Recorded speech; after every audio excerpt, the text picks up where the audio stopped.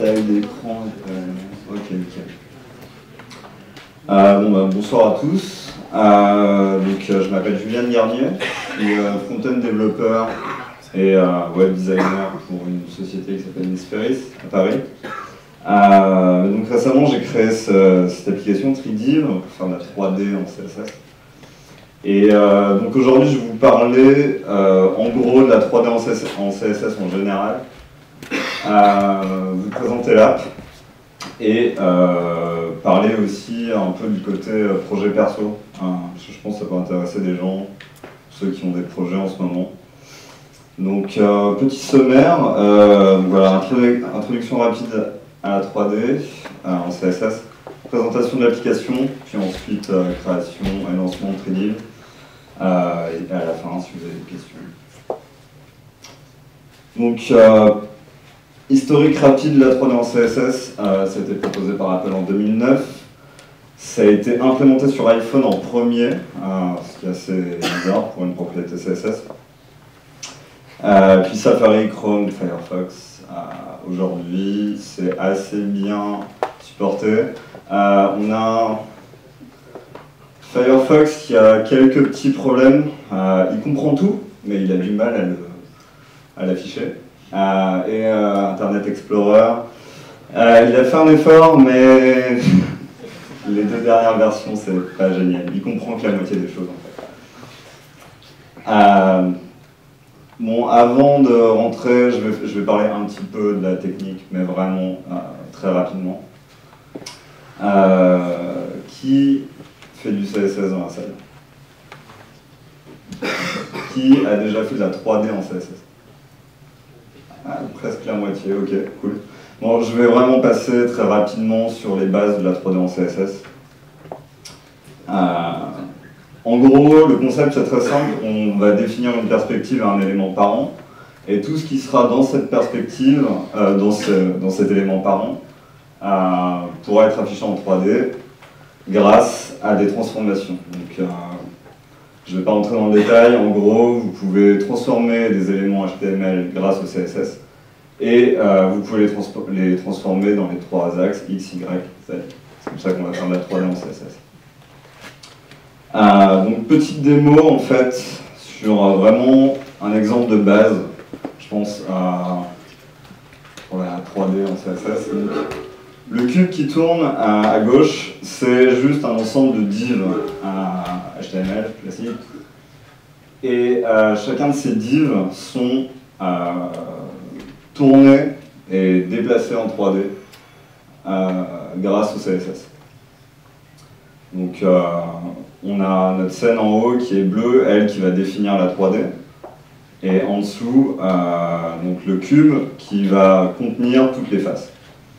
Bon, je ne vais pas rentrer dans le détail, mais c'est vraiment pour vous donner une idée en fait, de ce qu'il faut faire pour faire un cube en 3D très simple avec des CSS. Ça représente, par exemple cet exemple-là, on a à peu près 60 lignes de code en CSS pour faire ça. Donc on voit vite que c'est un peu galère. Et surtout, ça va être compliqué de faire autre chose que des cubes en fait. Vu que vous devez utiliser que des rectangles, des divs, et qu'ensuite vous devez les tourner, dès que vous voulez faire un cylindre ou quelque chose de plus complexe, ça devient un casse-tête fou. Donc, je vais vous montrer une petite démo que j'ai faite en utilisant en fait ce qu'on vient de voir. Donc, j'ai fait ce jeu d'échecs uniquement en HTML et CSS en réutilisant donc voilà les transformations qu'on vient de voir juste avant en CSS. Donc, la petite cerise sur le gâteau, c'est qu'en plus on peut y jouer. Ça, je vous rassure. C'est du JavaScript, hein, la logique derrière, c'est pas du CSS. Mais tout ce que vous voyez, c'est des divs HTML, un tableau HTML et du CSS. Vu que c'est du CSS, on peut facilement en fait, changer les thèmes, comme si on avait changé le thème d'un site en fait. Et Et voilà, c'est à peu près tout. Mais donc pour faire ça, j'ai passé, je pense, bien une semaine à faire toutes les pièces, le socle, enfin les textures, tout le bordel. Et je me suis rendu compte que si je voulais faire quelque chose de plus complexe que ça, il me faudrait des mois en fait. Et donc j'ai commencé un peu à réfléchir sur comment je pourrais faciliter la vie pour faire des objets plus complexes en utilisant du CSS. Donc je vais revenir un petit peu sur les limites que j'ai rencontrées quand j'ai fait cette démo. Donc il y a beaucoup de code. J'ai pas le nombre de lignes là, mais c'est beaucoup de code. Le procédé est pas du tout intuitif, c'est-à-dire que si vous voulez faire un L, enfin, une forme bizarre en 3D, en gros vous allez vous mettre à faire des maths et à calculer des sortes de... Enfin, même utiliser Pythagore, enfin, des choses comme ça. Et c'est chiant parce que dès que vous devez modifier une petite valeur, vous devez refaire des calculs, enfin bref, c'est un casse-tête. Il n'y a pas de polygone en CSS, en HTML. On peut en faire en SVG, mais c'est encore un autre problème. En gros, si on utilise de l'HTML, on va dire classique, des divs, ben, forme de base, c'est des rectangles. Donc il faut utiliser ça comme base. Et il n'y a pas de système d'éclairage. Quand vous faites de la 3D, ce qui est cool, c'est de pouvoir appliquer une lumière dessus et faire ressortir l'objet en 3D. Et évidemment, ça n'existe pas en CSS, ça serait trop beau. Donc voilà, et avec ça en tête, je me suis dit, bon, comment est-ce que je pourrais faciliter la création de formes 3D. Et donc c'est ce qui m'a amené à créer Tridiv. Donc je vais aller directement sur le site de l'app, espérons que ça marche. J'adore cette animation de logo. J'ai passé une nuit à la faire. Donc Tridiv, bon, le concept est très simple, vous avez un éditeur de 3D dans votre browser, et ça va vous permettre de créer des formes facilement, et ensuite vous allez pouvoir agencer ces formes et puis créer des objets un peu plus complexes. Comme on a pu le voir en début de presse, il n'y a pas de Firefox ou IE. Firefox était vraiment trop lent. Je pourrais éventuellement le rendre compatible, mais ça me demandait bien 2 mois de boulot en plus, donc j'ai un peu laissé tomber. Et Internet Explorer, Inch'Allah.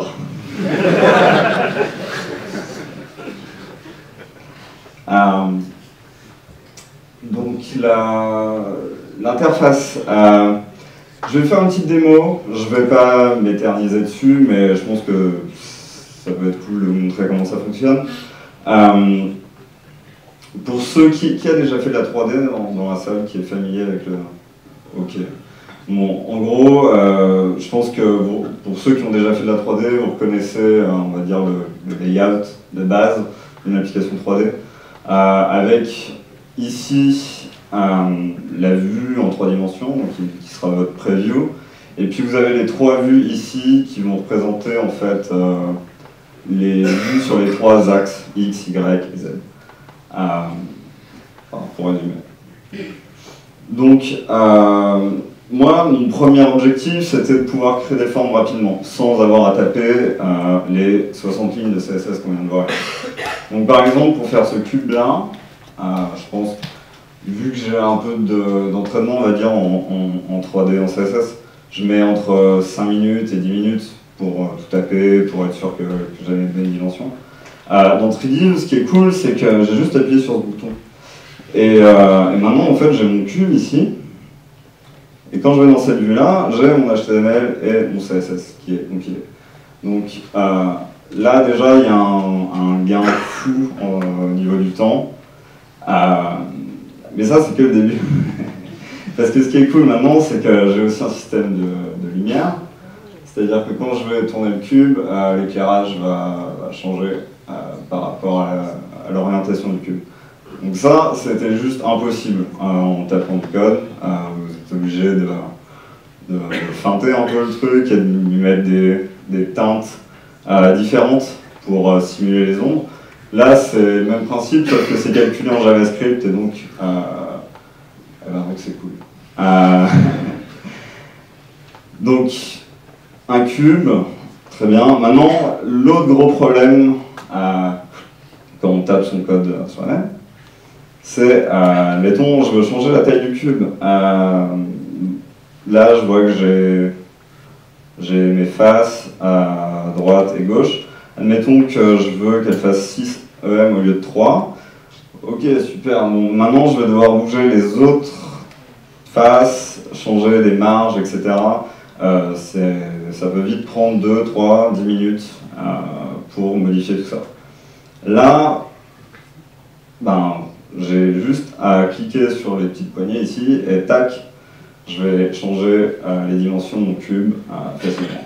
Je peux aussi le tourner, je peux annuler en faisant Pop Z, je peux changer les couleurs. Bref, j'ai beaucoup d'outils à disposition. Et en gros, je gagne un temps de fou. Je vous propose de faire un petit... Je ne sais pas en fait ce que je vais faire, mais on va essayer de construire un petit truc juste pour voir ce qu'on peut faire. Et on verra bien jusqu'où ça va aller. Donc il y a plein de petits détails dans l'application qui vous facilitent la vie. Par exemple, vous pouvez rendre la grille magnétique, comme sur Illustrator, Photoshop. Ça, c'est un peu le truc qui sauve tous les graphistes de la Terre. Là, je peux déplacer mon cube et il sera toujours pile poil sur les grilles. Donc, on va faire une sorte de petite prairie, je sais pas quoi. Tac. Je peux rajouter des bords arrondis. Alors ça a l'air de rien comme ça.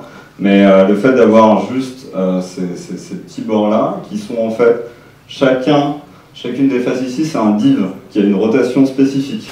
Donc, si vous voulez faire ça à la main, bonne chance.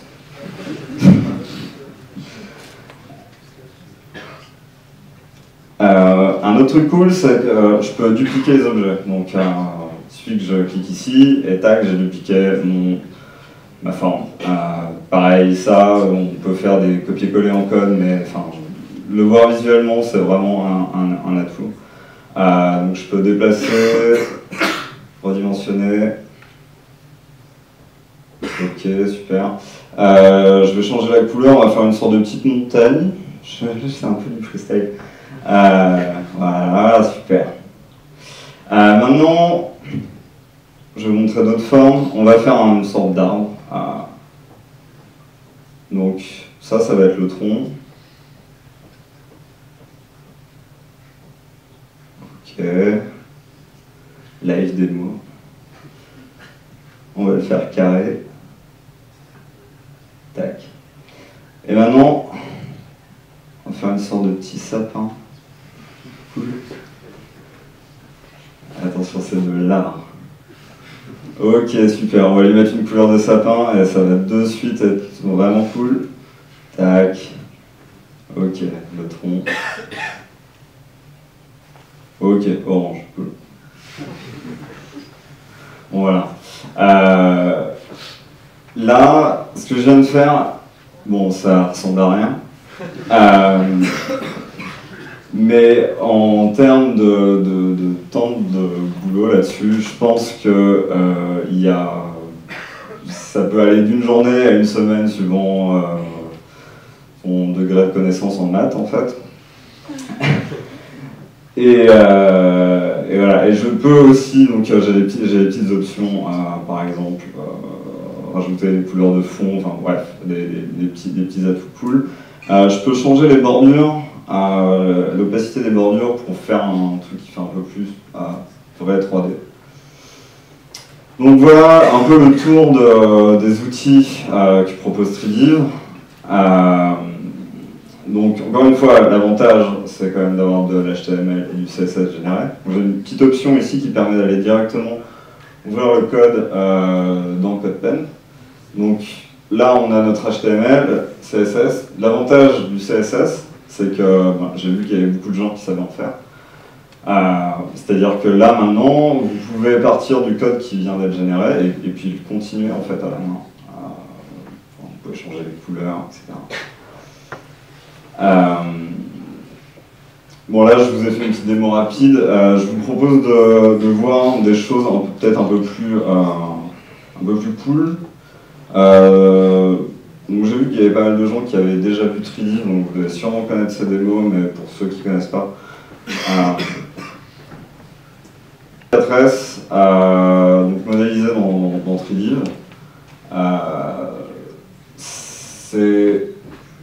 c'est assez... En fait, ça reste encore dans le cadre du faisable à la main. Il y a pas mal de gens qui ont fait des démos sur le net qui refaisaient ça sans 3D, mais là je l'ai fait en 5 minutes. Donc c'est plutôt pas mal. Ensuite, on va rentrer dans les démos un peu plus compliquées. Donc là, c'est une NES. Pour faire ça à la main, ça devient vraiment compliqué parce qu'il faut prévoir toutes les formes à l'avance, il faut trouver des astuces pour faire ces bords biseautés, etc. Et la 3D vous donne toutes les options pour faire ça directement. Et la dernière démo, qui est celle qui m'a un peu poussé à faire 3D, c'est un X-Wing en CSS. Donc là, en fait, c'est à ce moment-là où on atteint le cadre du c'est pas du tout faisable de le faire à la main. Il y a beaucoup de formes, en tout 47 formes, ce qui représente 297 divs. Donc en gros, je vous laisse faire le calcul. Enfin, il y a vraiment beaucoup de boulot. Et en fait, je me suis servi de ce modèle pour faire en fait, on va mettre ça en flou, ma petite vidéo d'introduction pour 3D. Il y a un peu plus de phases dans celui-là. Donc après vous pouvez animer votre modèle en utilisant les animations CSS. Tout ce que vous voyez ici c'est de l'HTML, CSS, il n'y a pas de JavaScript. Enfin voilà,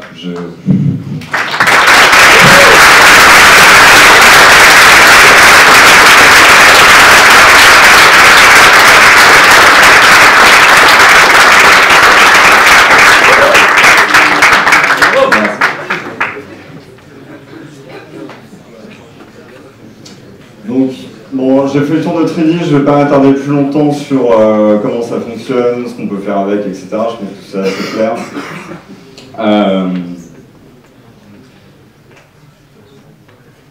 Je vais un peu passer sur la partie comment je l'ai fait, pourquoi je l'ai fait, et vous donner 2-3 anecdotes. Donc sur le code, en fait, j'ai pas utilisé de framework, c'était un peu pour... c'était un challenge que je me suis donné.